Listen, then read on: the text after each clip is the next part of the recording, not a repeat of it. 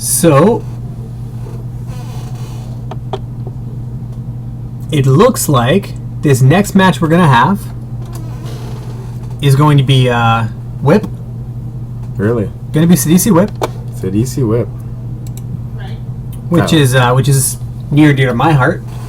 I've been jamming it. Now, is that Mr. Sean? Mr. Sean Mangin, Whoa. Yeah, Mr. Sean Mangin. So you for guys those of you who don't know, yeah, go ahead.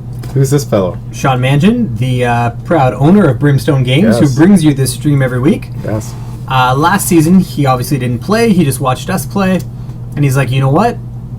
I'd kind of like to get in on this. He's like, I'm here anyway. Yeah. I love Standard. Yep. I love the format. I love to play. He's like, how do I get in? Just like everybody else. Here we are. I said, you want in? Yeah. You got to test your mettle, prove your worth. There's no play just like everybody else. There's no eye on the shop. I'm getting. No. There's a tournament, and you gotta be. We don't play first that game. or second to get in. That's it. We don't play that game. No. You got to earn your ticket to ride, right? And he knows that. He does. So he's ready to rock. He sleeved up the deck. I saw him throwing it in brand new sleeves today. Wow. Talking sideboard tech, getting ready for some changes, kind of trying to mitigate a little bit, anticipate the field. All business. When he's going into new sleeves, there's no messing around. So, I'm looking forward to this. Yeah, this will be a neat one, guys.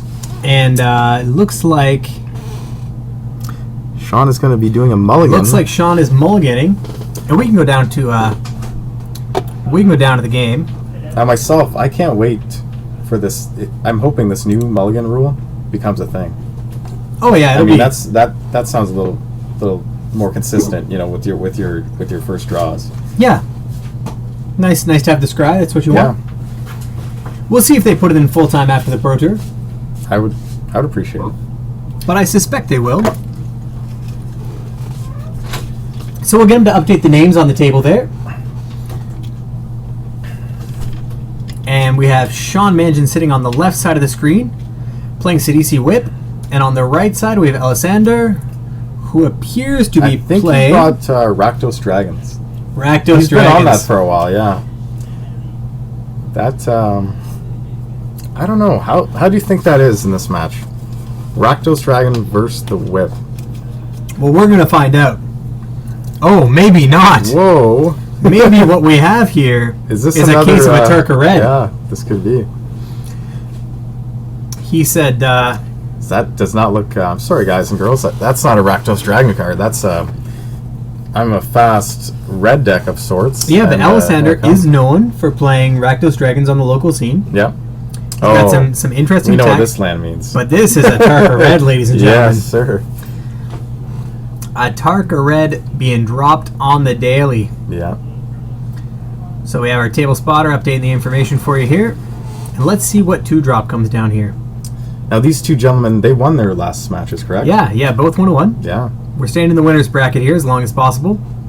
We might dip over and see how the other side lives, but for now, let's check with the front runners. Yeah, it's a little bit more exciting, isn't it? Yeah. So, round 1, Elisander, who was on the Atarka Red this match, actually had to play against Mono Red Goblins. Oh, wow. So, really aggressive field today. Just a lot of guys said, you know what? Let's see. Quick tournament, double elimination. Yeah. Let's just get in there with aggro, right? Anything to get on the league, and then we'll worry about decks after that. Yeah. But on Sean. Sean's been on the whip deck for quite a long time. He was playing Gerard before that. Yep. Kind of a throwback to... in the Ravnica block. Yeah. Yeah, so he was playing Gerard with all the graveyard and whip shenanigans back then. So he knows the dredge decks very well. Oh yeah, and then updated the list to this. Now this is an aggressive start, right? Oh my god.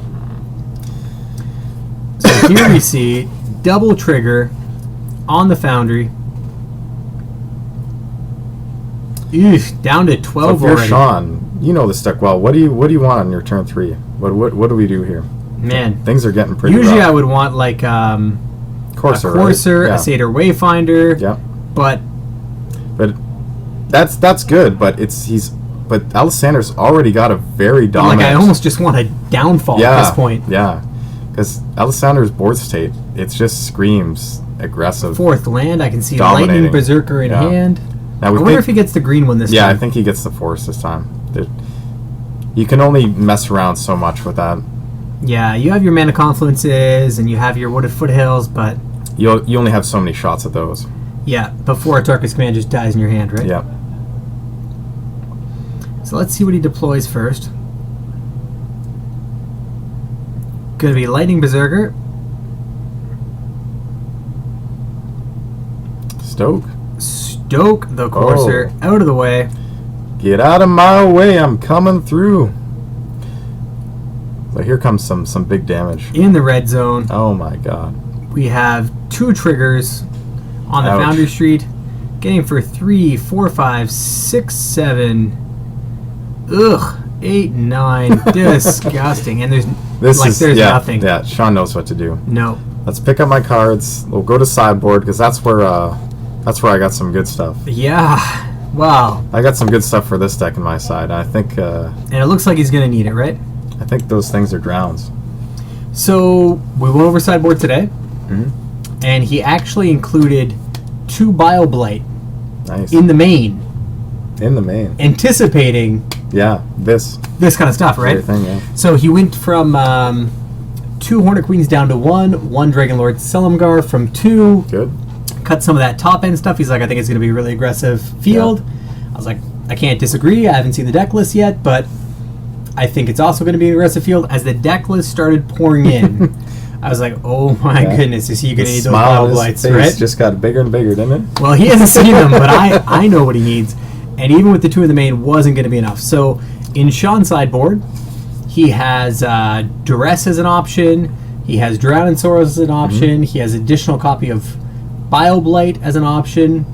So I think he can go up to 3 and 3 with 1 Duress, and he has Thoughtseize in the side. Do you bring Thoughtseize in this match? No, myself, the Thoughtseize come out. I can't afford to take the 2 damage and pull out, Lightning Strike, small creature. It just feels too much like I've done nothing. I did get a card out of their hand, but I've hurt myself doing it. Duress, on the other hand, no, I like Duress that is card. good, right? Yes. Let me pull something out of your hand and take nothing for it? Sure. Yeah, so guys in the chat, tell me what you think. Is Thoughtseize a worthwhile card versus red? By taking 2 damage, are you saving potentially more damage by taking like a Rabblemaster out of the hand, a Hordeling Outburst? Like, is there a case to be made for if I take 2 now, do I save more than 2 later? And what are your thoughts? And then there's obviously those times later in the game where you're going to cast it and you can just brick. Yeah. And you just shocked yourself for no reason, right? Yeah, against that deck, it's very much like situational. It's so situational. So that's why, in my mind, I take it out because it's way too situational and it's too much of could come back and bite me in the butt later kind of card, right? Nicobulus asking, hey Brett, quick question. Who am I? The answer is the 2nd most powerful Planeswalker to ever be printed. Yes. Nicobulus, right? Right behind Ugin. Big old dragon. Man, that Ugin. Yeah. Okay, so Paul's saying can't afford to take the extra damage versus red. So he agrees with you. Perfect. Yeah, and I don't think you're wrong. It's just interesting to get the conversation flowing around it, right? And see what people think. Is getting a Rabblemaster early, especially in a deck that like you may not have the removal for it, is that worth 2 damage? If I told you, if you take 2 damage and discard a card, I'll discard a Rabblemaster out of my hand. Yes, please. You do it, right? Correct. So it's hard. But then we're walking that line of the situation, right? Is it the nice situation where it's turn 1, Thoughtseize, I'm pulling out a Rabblemaster? Not every time. So it's too much of a liability in my mind to be, not be able to get the goods. Because getting a Lightning Strike, it's not what we want to do. Yeah, so the chat's saying kind of what we alluded to, right? You've got between kind of up to turn 4 to get something relevant, and probably only turns 1 through 3 to get like a relevant creature like a Rabblemaster. Yeah. And then after that, their hand's empty anyway, so it's kind of narrow, he's saying. And I agree. I think there's a small window to capitalize on a card like Thoughtseize. Yeah. And there's times that, like when you capitalize on it, you're going to be high-fiving yourself and be like, I knew I should absolutely bring this card in. Yeah. It saved me a ton of damage. I got a Hordeling Outburst out of the way that would have dealt like 7 damage to me this game. I'm a genius. And the other times, you're like, that didn't feel good. Man, I'm an idiot for bringing this card in. This card should never be in. Yeah, that did not feel good at all. Because why did I bring this in? Why didn't I just leave in? I'm dead because I'm down 2. Yeah. Yeah, so another card that Sean went up to a 2 of in the main where he was running a 1 of was Tassiger. Yeah. Because he said even against the aggro matches, if you get an early turn 2 Wayfinder, you can get an early Tassiger, and that's a really hard creature 5 defense for them to deal with, right? I really like Tasker in this matchup. I do too. When I'm playing burn deck, Tasker is coming in, and it works hand in hand with Duress. Early card to fill up the graveyard, get my Tasker down, hopefully on 3, and then just put up a wall. Yeah. At that point on. So Paul saying, although he might like using Thoughtseize, basically it just causes him great sorrow to get into their hand. Yeah. And see like a nut hand that you can really barely affect, right? I don't want to know what's in there. It's scary. It's scary, yeah. In some situations, you're helping them out because their plan is just to tempo out, right? You can extract a card from there, but most of the time you're not going to stop the tempo of the deck. The turn 1, the turn 2, the turn 3 play, and you're dead. Yeah, I think you're going to punish the weak hands, but I think you're probably going to win against the weak hands anyway. Yeah. So it might be redundant. Yep, I think so. So they're shuffling up. Both are in the process of going to 6. Let's go down to the table. Watch that every day we're shuffling. Every day we're shuffling. Both on a mull to 6. Let's see if anybody has to go to... And Sean's just taking off. He's like, I'm out of here. Nope. He's like, I don't want to do that again. He's saying, hey, I think there's more drowns behind the counter. Let me grab one. Yeah. Be right back, Elisander. Don't worry, I'm not getting more drowns. Just someone at the counter. I'll be right back. Don't you worry.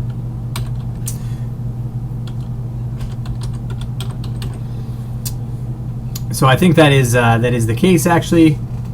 Needed to step away for business for a moment. Yeah, I believe so. With Sean, it's always business time.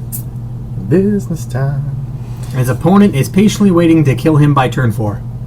Isn't that the ace in the hole in this game though? The drown. Yes. That card feels so good.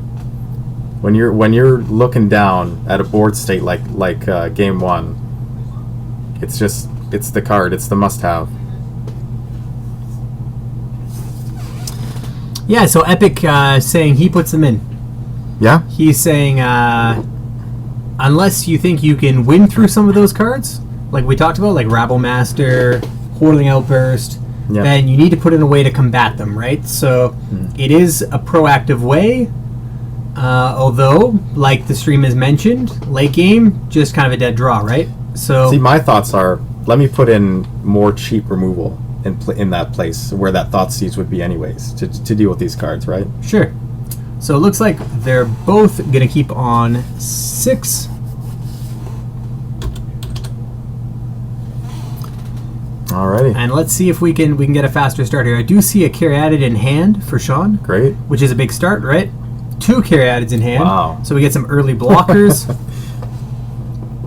and also ramp out to who knows what, right? We're off to the races. Man, maybe we drop like an Atarka. Yeah. Cleave the board real quick.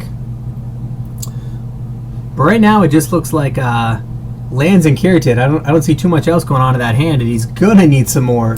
Well, we left if he wants to win against the this. scry on top, so hopefully that's a juicy one. Little drown, little Bowel Blight maybe. So here's a Lightning Berserker dashed for 1. Drown. It was a Drown and Sorrow. Wow. So big card in this match.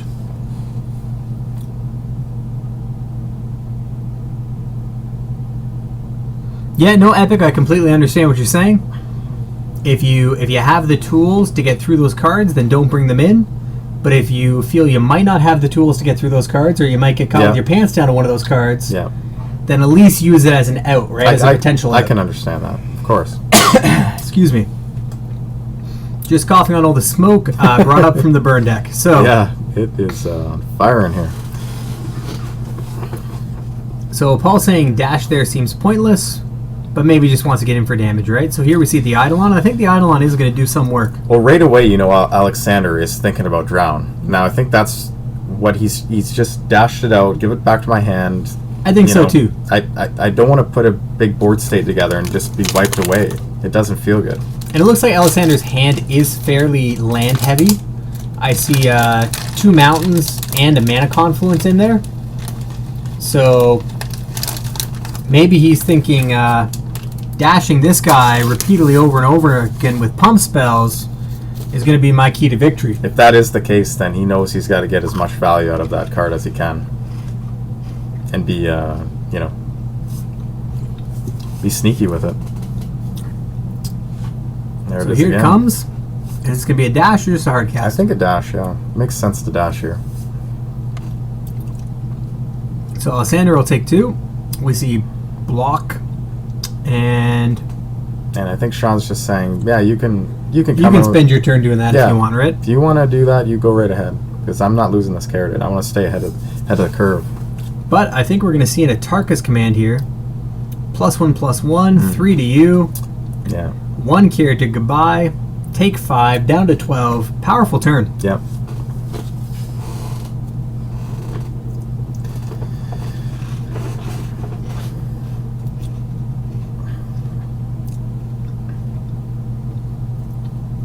So Epic, I agree with you. When you're playing red, I think you have to squeeze out every point of damage that you possibly can, right? Yeah. And 1 damage is 1 damage. Yep. It's 1 damage that he wasn't getting in if he just played it, right? If he just played it out, Correct. then the carrot's up on defense. Mm-hmm. You could argue that you still might be able to get it in because he might be afraid of the pump and then play your Eidolon. Yep. So a situation where you might get it in, but you may never get that point back in. So let's see. Sean's on 4 mana. He's due for the turn, and now he's in the tank here. He's got to really think, hey, it's just a pass.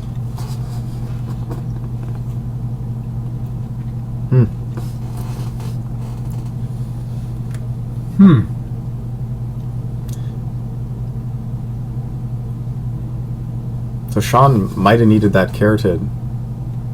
Maybe. Here we come again. Because no play there.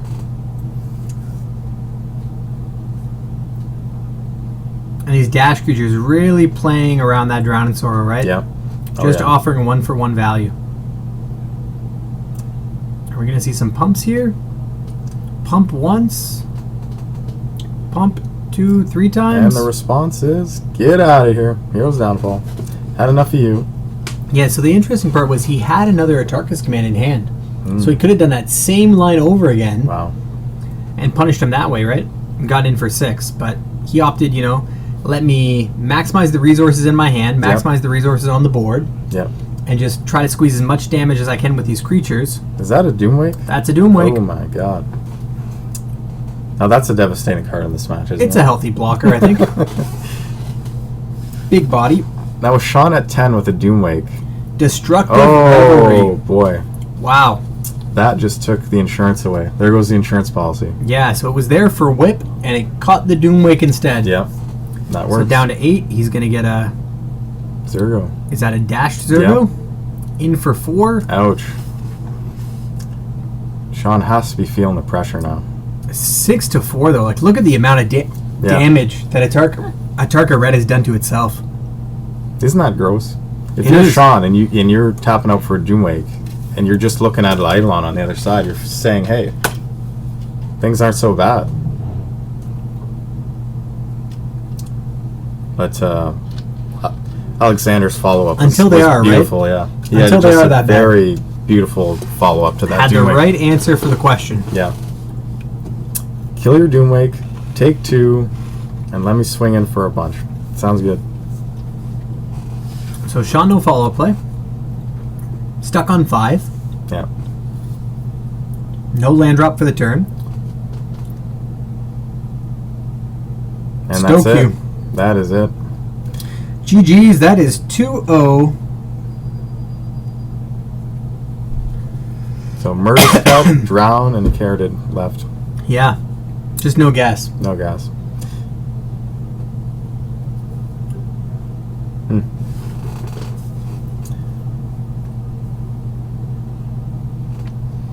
Shows him, hey, I got this to spare. Yeah, that was a little bit of show and tell at the end there. You got this, so I got this. Well, all right.